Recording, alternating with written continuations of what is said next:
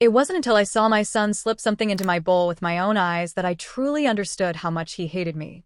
Dad, if I tell everyone that Mom is seeing Mr. Miller, will Miss Serafina really become my new mom? Those innocent words carried a dagger. My husband had been coaching Leo to accuse me of having an affair with our neighbor, all to ensure I walked out of the marriage empty-handed. After that, he'd be free to marry his first love. What he didn't know was that I was just as determined to protect my own fortune, hundreds of millions I'd earned before I ever met him. That night, I woke up to use the bathroom, but Leo's voice in the hallway froze me in place. Dad, if I say Mom's with Mr. Miller, can Serafina really be my new mom? Serafina. The name rang in my ears like a curse. She was the new tutor I'd hired a few months ago. Leo had been asking for one for weeks, and Arthur had eagerly found her. She was highly educated, polished, and professional, an overseas business graduate who'd once held an executive position at a prestigious firm. It had struck me as odd that someone with such credentials would want a tutoring job in our home, but Leo adored her, and she seemed harmless. She once told me, "Chloe, I don't really have anyone here. I don't mind a modest salary, as long as you let me stay with you." I didn't know then that she was Arthur's first love. Before we married, he told me about her. A college fling that ended when she left him for a wealthier man abroad. He claimed to despise her. On our wedding day, Arthur knelt before me, his eyes rimmed with tears. "Chloe, you're the only person who's ever truly loved me. Arthur, swear that I'll never betray you. If I ever do, may I die in misery." I believed him. He came from nothing, and his own family treated him like a burden. I was the one who stood by him through every hardship, helping him climb to success. Now, he was the regional director for Europe, earning millions a year. But it wasn't enough. "Leo, just do what Daddy says," I overheard Serafina whisper. "Then Mommy won't be able to boss you around anymore. Wouldn't that be great?" "Yeah," Leo chirped. Through the slightly open door, I saw Serafina nestled in Arthur's lap, her fingers brushing through Leo's hair. It was all her idea, a plan to accuse me of infidelity, forcing me out of the marriage with nothing. Later that night, when Leo finally fell asleep, they grew careless. On Leo's study desk, my husband and Serafina were tangled together, half-dressed, kissing like they'd waited their entire lives for that moment. Expressionless, I recorded every second of it. Then I sent the video to my lawyer. Would this be enough to make him lose everything? I asked. Arthur had no idea I was just as afraid of him taking half of my wealth. My family's money was old and vast, properties, investments, and steady passive income that could last for generations. We could live off the interest alone. When I first met Arthur, he hated the rich. He told me his ex had left him for a man with money, and ever since, he'd sworn never to fall for another spoiled heiress. So I hid who I really was. I wore discount clothes, cooked from scratch, and shopped for generic brands. I did everything to appear ordinary. His ego couldn't handle the truth. Arthur was unemployed for years, lounging around, drinking, and complaining that no job was good enough for him. To protect his pride, I quietly offered Mr. Hayes a sizable investment in exchange for giving Arthur a position. Mr. Hayes agreed immediately, calling Arthur personally to invite him.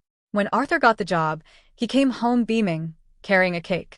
He kissed me hard and promised he'd make enough money to give Leo and me a better life. Now, for a few million, he was ready to join forces with another woman to destroy me. If he'd ever paid attention, he might have noticed the extra sets of keys on my nightstand, the ones to properties he never knew existed. The next morning, as he prepared to leave for work, Arthur leaned in for a kiss. I lowered my head slightly, letting his lips brush the air instead. He froze, then laughed it off. "Honey, I'll pick you up after work. Make sure you look stunning tonight." Today was my birthday. He'd been teasing me for weeks about a surprise. If I hadn't caught him last night, I might have believed it. I smiled sweetly. Okay. He wanted a performance. He just didn't realize I'd be the one writing the script. "Leo, come here." Serafina lifted him from the table, her tone sugar-sweet. "Say goodbye to Mommy." Leo obediently waved. "Bye, Mommy." Then he took her hand and walked out with Arthur. Leo used to hate school mornings. Getting him up was a daily battle. Tears, tantrums, and endless coaxing. But when Serafina offered to take him since her route past the school, he suddenly behaved. Later, Arthur chimed in. "My office is nearby. I'll just drive you both."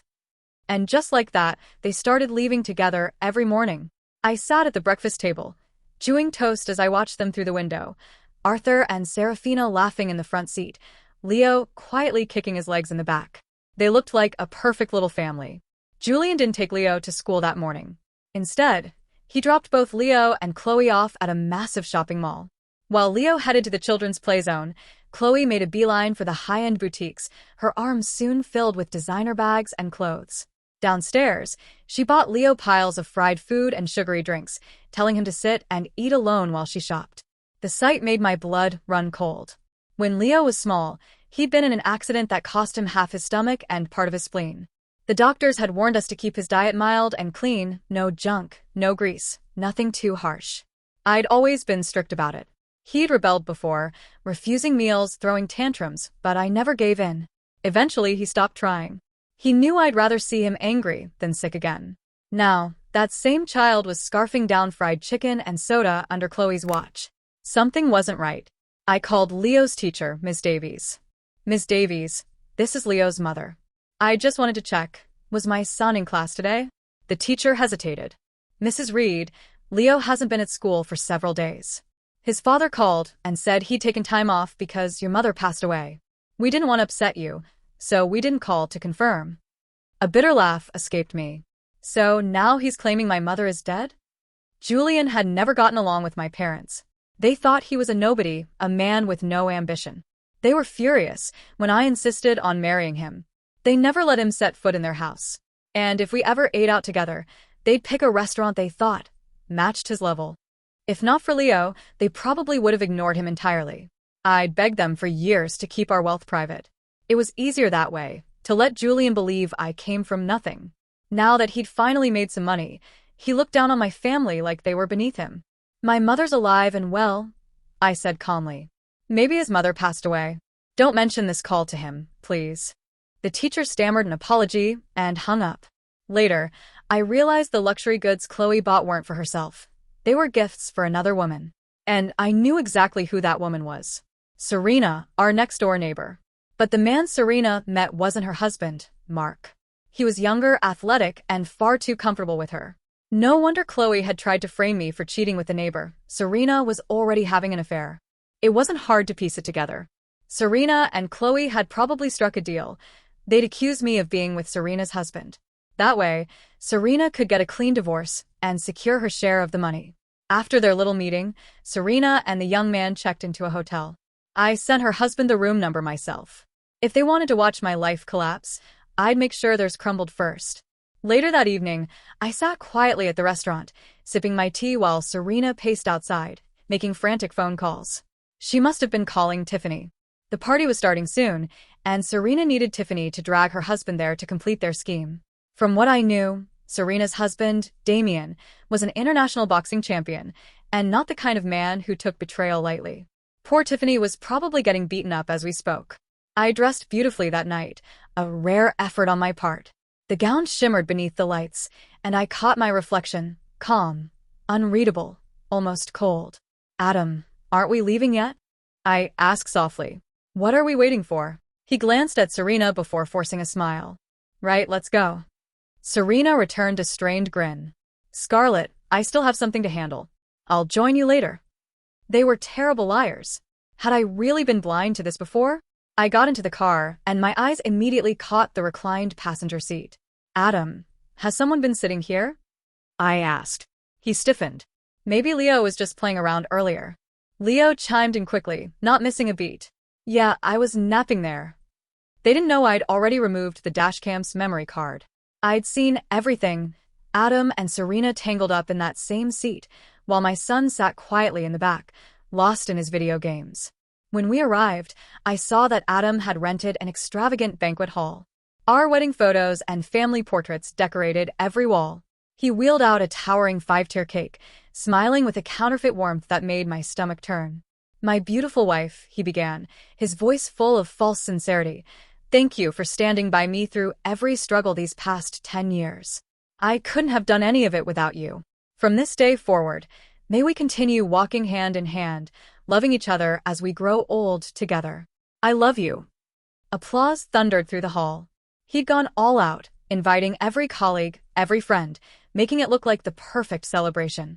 The more perfect it appeared, the more devastating it would be when he revealed my supposed affair in front of them all. I could barely stand to look at him. Leo walked up holding a glass of orange juice. "Happy birthday, Mom," he said sweetly. He looked so polite, so angelic. To everyone else, I had the dream life, a devoted husband, and a thoughtful son. Only I knew the truth. The juice in my hand wasn't just juice. Daniel and I had once been in love, or at least I thought we were. I first met him during a summer break. My parents had asked me to keep an eye on one of their rental properties, and he happened to live there. He had the highest power bill in the entire building, always working late into the night with every light blazing. Back then, I thought he was simply hardworking, a man chasing his dreams. He was good-looking, polite, ambitious, everything I believed a decent man should be. I'd see him often, trudging down the stairs in an oversized suit to take out the trash. Later he admitted that none of it was coincidence. He'd liked me from the start, said my smile had brightened his long study nights. He'd deliberately timed his errands just to cross paths with me. Every evening, he came home with some sweet treat for me, saying my smile was even better than dessert. I was young, naive, far too sheltered for my own good. My parents wanted me to study abroad, but I refused. I couldn't imagine leaving Daniel. Looking back now, that was when everything started to tilt. Once we were together, he stopped paying rent altogether, and I began covering his expenses, even his graduate tuition. He despised rich people, but had no issue living off my money. Still, he'd hold my hand and whisper, "When I make it big, I'll buy us a beautiful home. You'll never regret loving me." He always assumed that tiny rental house represented all my family owned. Eventually, he did manage to buy an apartment in the city, and I was genuinely thrilled. The joy I felt that day surpassed even the time my mother gifted me 2 villas in Los Angeles. I nearly confessed the truth about my background then, but his behavior changed. He started using work as an excuse and hardly came home anymore. After our son Leo was born, my world revolved around him. He was frail, always catching colds, and I rarely slept more than 4 hours a night caring for him. So when that same child, my son, tried to poison me under his father's orders, it broke me in ways I can't describe. "Leo," I said softly, "Mom doesn't want juice today. Get me something else, okay?" He was only 10. I knew the adults around him had twisted his mind. I wanted to give him one last chance. If he changed that glass, I'd forgive him. But Leo shook his head. "Mom, I already poured it. Everyone's watching. Just drink it." He looked restless, eager for the plan to unfold. He was becoming exactly like his father, using public eyes as a weapon. The first time I caught Daniel lying about working late, he'd been dining out with colleagues. When I confronted him, he snapped, "What's the big deal? It's just dinner, nothing more." That same excuse became his favorite line. And now my own son was echoing it. I raised the glass and drank it all. Moments later, Scarlett burst into the banquet hall, her face bright with fake concern. She'd arranged my supposed affair partner to appear right on cue. Leo kept glancing at me, waiting for the drug to take hold so they could finish their act. "Mom, are you dizzy? Let me take you to rest," he urged. They weren't going to get what they wanted. Of course, I couldn't physically harm them. This was a world ruled by law. But mental warfare? That I could do. Chloe's family controlled the local hospital. It didn't take long before Mark, one of their accomplices, ended up in bed with both legs in a cast. The doctor told him his bones were fractured and he'd need a month of rest. Mark bought every word. While he recovered, we moved on to the next step.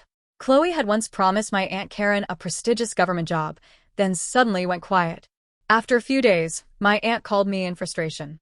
"Ashley, has your friend said anything? Does she need more documents?"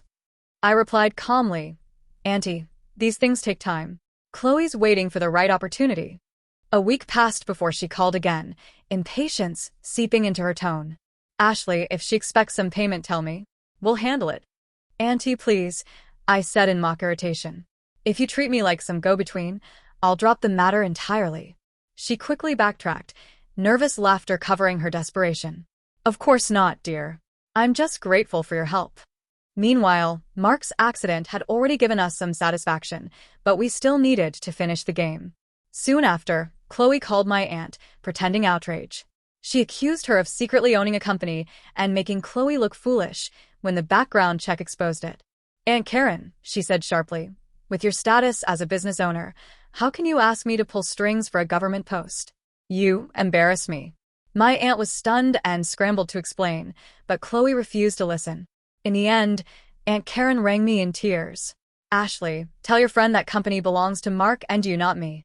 I sighed. Auntie, the paperwork lists you as the director. No one cares about verbal explanations. She fumed.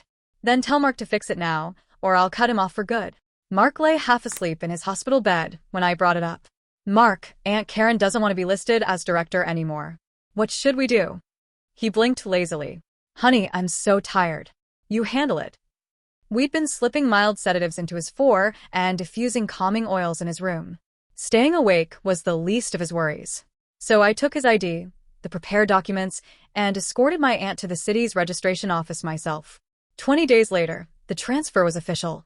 Mark was listed as director and owner, and I quietly held half the shares. When he finally recovered enough to walk, I claimed I was too busy managing company affairs to care for him daily and hired a nurse instead. He didn't protest, just sat in a daze, unaware he'd already lost everything. At a later gathering, I wept dramatically in front of the crowd. Derek, you swore you'd love only me for life. How could you humiliate me like this, in front of our son? Leo sat curled on the sofa, glued to his phone, his eyesight already deteriorating from endless screen time. Derek never cared. As long as Leo stayed quiet, a phone was the perfect babysitter. Behind me stood all of Derek's colleagues, whom he'd invited to witness my downfall. Instead, they saw his cruelty, his infidelity, and the sickening truth behind our marriage. Veronica, his mistress, snapped. Ellie, you're insane. Stop framing us. Framing you? I smiled coldly. Everything you did is right there on the big screen for everyone to see. Derek stormed into the hall and froze. The projector showed looped footage of him and Veronica together. He roared, smashed the equipment, and turned ghost pale. Ellie, what do you want from me? We were married. Did you really have to destroy me? I met his eyes. You planned this whole birthday party to humiliate me, even made our son drug me. And now you're the one playing the victim? He clenched his fists. Fine. You want a divorce? You've got it. Everyone here is my witness. Leo ran to his side, glaring at me. I don't want you, Mom. I'm staying with Dad. My heart twisted, but I smiled bitterly. Then stay. I won't stop you. I looked at Derek. I won't fight for custody or ask for a cent. And you'll get none of what's mine. Veronica sneered. What do you even have? You've lived off Derek for years. She couldn't have been more wrong. Derek agreed to the divorce immediately, just glad to be free. But the crowd didn't share his triumph. Mr. Sterling, his boss, stormed up livid. You disgust me. Don't bother coming to work tomorrow, you're done. Veronica scoffed. Who cares about that company? With Derek's skills, he'll find something better. Mr. Sterling spun around and shouted. If it wasn't for your wife being my landlord, I'd never have hired you. You're a complete failure. When the official divorce date arrived, Mark suddenly refused to sign. He dropped to his knees. Honey, I was wrong. Just one more chance, please. Think of Leo. He pushed our son toward me. Mommy, I'm sorry, Leo whispered. I'll be good now. It was only then Mark learned the truth, that the entire office building housing his company belonged to me. The rent alone made more than he'd ever earn. He'd always thought that little old house was all I owned. Realizing the truth must have stung. You can stop pretending, I said coolly. I heard everything that day, when you plotted to drug me. Sign the papers, or wait for the court to summon you. Mark's face twisted with anger. You hid this from me. If I'd known, we'd still be a family. I stared at him. No, if you'd known sooner, you would have stolen everything. That's the difference. He paled. That's not true. I love you. I turned away. Leo tried to grab my arm, crying. Mommy, if you don't want Daddy, does that mean you don't want me either? Leo, I said softly, I gave you a chance. When I asked you to change that glass of juice, you refused. You're old enough to know right from wrong. If you see me as a monster, there's no point forcing you to stay. I shook off his hand and left. I filed for divorce with proof of Mark's affair and the plot against me. He didn't appear in court, only bombarded me with calls and texts afterward, begging for another chance. He even came to my villa, shouting at the gate, Ava, I love you. I'll only ever love you. But love doesn't erase betrayal. I had the evidence. The court granted the divorce without him. When the decree arrived, Chloe snatched it from his hands, fuming. How can this be? You didn't even sign. Her wealth should be yours too. Mark glared at her. This is all your fault. If not for you, none of this would have happened. She screamed back. Don't blame me. You're the one who chased me. If I'd known you were this useless, I'd have gone abroad with Mr. Hayes instead. That day, my phone filled with Mark's desperate messages, each one begging for forgiveness. But I'd already buried that part of my heart. I pulled out my SIM card and locked myself in the bathroom. Mark still wouldn't give up. Every single day, he showed up outside the villa, camping out by the door as if his persistence might wear me down. He didn't have a job anymore, so waiting became his full-time occupation. What he didn't know was that I'd already left town for a vacation. When Mr. Davies sent me the security footage of Mark lying flat on the pavement outside the house, I was lounging on a beach chair, sipping coconut water and watching waves crash under the sun. Let him stay there, I said casually, and put that villa up for sale. My parents appeared on the video call, concern written all over their faces. Chloe, my mom said softly, can you really bear to see Leo living like that with Mark? Leo had always been his father's son, cunning, manipulative, and a master at playing innocent. He knew exactly how to charm his grandparents too. They adore him so much they'd already planned to leave him everything they owned. Mom, Leo's old enough to know right from wrong, I said firmly. I gave him everything.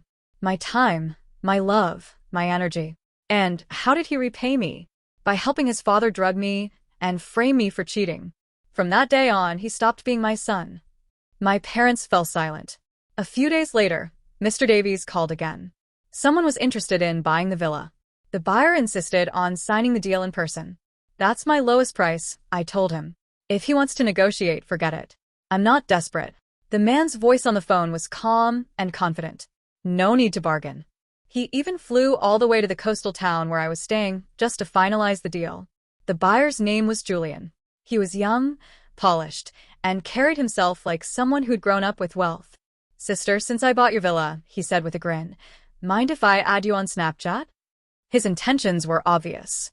I couldn't help thinking he bought the place just for an excuse to talk to me. Later, I heard that on the day Julian moved in, he found Mark still hanging around the front gate. Assuming he was a homeless squatter, Julian had his men chase him off, and not gently. When Mark finally stumbled home, bruised and exhausted, the house was pitch dark. The rooms were cold and empty. No one was waiting for him. No more nightlight. No cup of warm milk before bed. Tiffany was out somewhere, spending his money. He hadn't eaten a home-cooked meal in ages. Only now, stripped of everything, did he start remembering the small things I used to do. The reminders to eat, the warm meals, the neatly folded clothes that always smelled faintly of sunshine. Now, the house was a wreck, dirty dishes everywhere, rotting fruit on the counter, and an unbearable stench in the air. Overcome with regret, Mark broke down and cried. Leo crept out of his room, pale and trembling. He hadn't eaten properly in days, just sat glued to his games, too weak to even stand. Dad, he whimpered, I'm starving. My stomach hurts. Panicking, Mark called an ambulance. On the way to the hospital, he managed to get my number from my parents. Chloe, it's Leo, he said breathlessly. He's got acute gastroenteritis. He collapsed. Please come see him. I took a deep breath, keeping my tone flat. He's sick? Then get a doctor. What do you expect me to do? Heal him by showing up. Honestly, I'd have to change my number again soon. My parents had a habit of meddling, so I sent them abroad. That way, even if Derek went looking for them, he'd come up empty-handed. Meanwhile, I kept traveling. The world was wide, and for the first time, I had no one dragging me down. In a remote, poor mountain village, I found unexpected peace. The scenery was breathtaking, even though the locals lived hard lives. I decided to stay. For a year, I poured my money and effort into transforming that forgotten place into a small tourist haven. Soon the town was thriving. Jobs blossomed, families reunited, laughter filled the air. Watching those villagers rebuild their lives filled a quiet corner of my heart that had long been empty. Then, one morning, everything changed. I woke up early to feed the chickens and noticed two figures standing by my door. A year had passed, but I recognized them instantly. Derek and Noah. They looked wrecked, thin, pale, and hollow-eyed, as if they'd been wandering endlessly. Their clothes were filthy, wrinkled, and hadn't been changed in weeks. Noah saw me and immediately broke down, dropping to his knees. "Mom, I'm sorry. Please don't leave me again."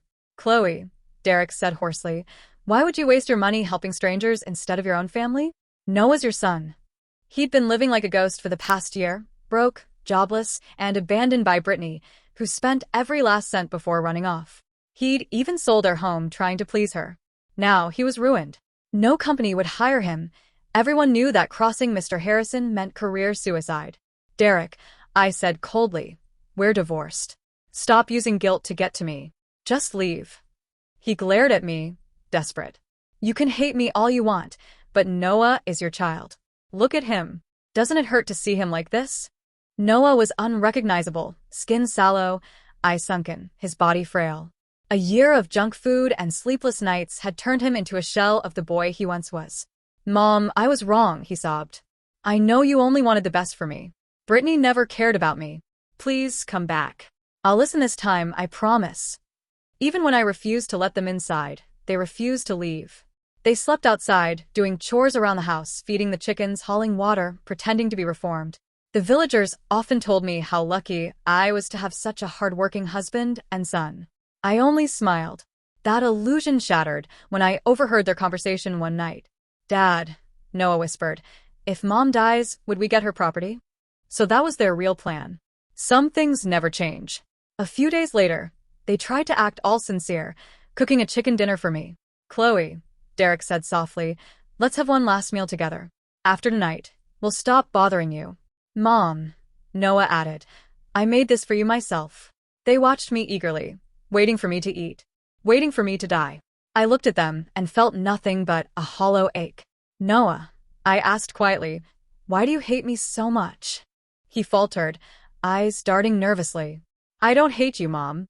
Brenda made me do it. I didn't want to hurt you.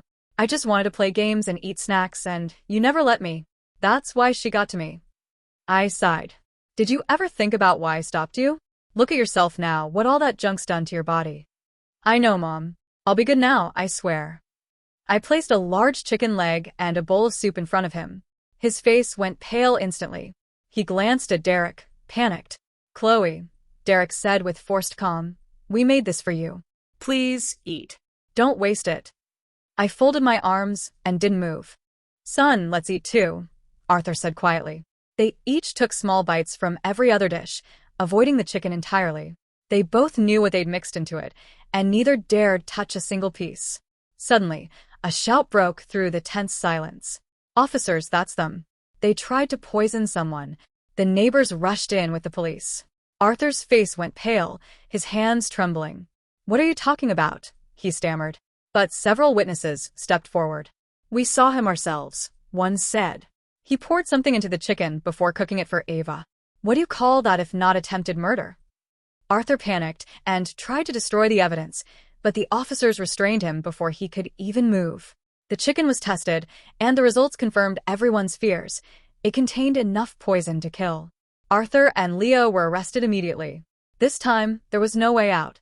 As the police led him away, Arthur shouted desperately, "Ava, hate me if you want, but Leo's just a child. Please, don't let them send him to prison. His life will be over." I looked him straight in the eyes. "Arthur, you're the one who destroyed his life. Not me." Arthur was sentenced to 5 years in prison for attempted murder. Leo, my son, was sent to a juvenile detention center, then later transferred to an orphanage. He was bullied constantly, never had enough to eat, and had no games to distract him. That was when he started writing letters to me. He didn't know my new address, so he sent them all to Julian's mansion instead. Julian would occasionally drop off a stack of those letters, and every time, I tossed them straight into the fireplace without even opening them. One afternoon, Julian glanced at the burning pile and teased me. "Not even a little curious? What if he really needs help?" "I gave him life," I said coldly, "and he tried to take mine. What's there to be curious about? Don't ever bring me those again." During the year I spent in the mountains, Julian stayed in touch occasionally. He'd even bought a villa, just so I'd have a place to go if I ever needed it. Yet he never intruded on my peace. After I returned from the mountains, he visited me twice. Once was on my birthday. He brought a cake. "How did you even know it was my birthday?" I asked. He chuckled. I was there last year too, remember? Quite the dramatic evening. That night, Brenda had dragged a drunken Julian into the same hotel where my world had fallen apart. I hadn't even noticed him then. I was too lost in my own chaos. He said he'd woken up to the sound of commotion, stepped out, and saw me standing there, alone but radiant. He told me he couldn't understand how Trevor could ever leave someone like me for someone like Brenda. Julian was no ordinary man. He was the CEO of a major corporation, and money meant nothing to him. To get closer to me, he bought that villa, and told me I could stay there anytime, no strings attached. So, he asked one evening, what now? I had no real answer. The tourism business in the mountains was running smoothly, and for the first time, I had more freedom than I knew what to do with. I don't know, I admitted. Too much money. Nowhere to spend it. He laughed softly. Then, how about this? Become a CEO's wife. I gave him a playful glare. After everything I went through in that marriage, do you really think I'm eager to tie the knot again? Julian smirked. Then just date me. No contracts, no pressure. I sighed. Right now, I can barely stand the idea of men, Julian. But fate has a cruel sense of humor.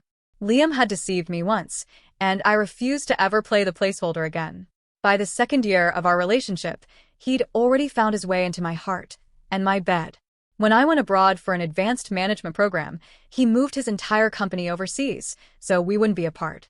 Imagine that, a powerful CEO coming home from work just to tie on an apron and cook dinner for me. He'd kiss me goodbye every morning before I left for class and greet me with another kiss when I came home. He was attentive, patient, and always knew what I needed before I even said it. In our third year together, my parents surprised me. Cassidy, my mother said, placing a baby in my arms, this is your little brother, Leo. We're getting older, so we're leaving him in your care. Your father and I are off to travel again. Before I could even protest, the line went dead. Liam laughed gently. Taking care of one child is the same as two, right? Should we have one of our own? By the next year, I was a mother myself. Liam set aside his career just to care for our baby. One afternoon, while we were at the mall shopping for baby supplies, a disheveled woman suddenly lunged at us, trying to snatch the baby from my arms. The store clerk quickly pulled her away and apologized. I'm so sorry, Miss Cassidy. She's mentally unstable.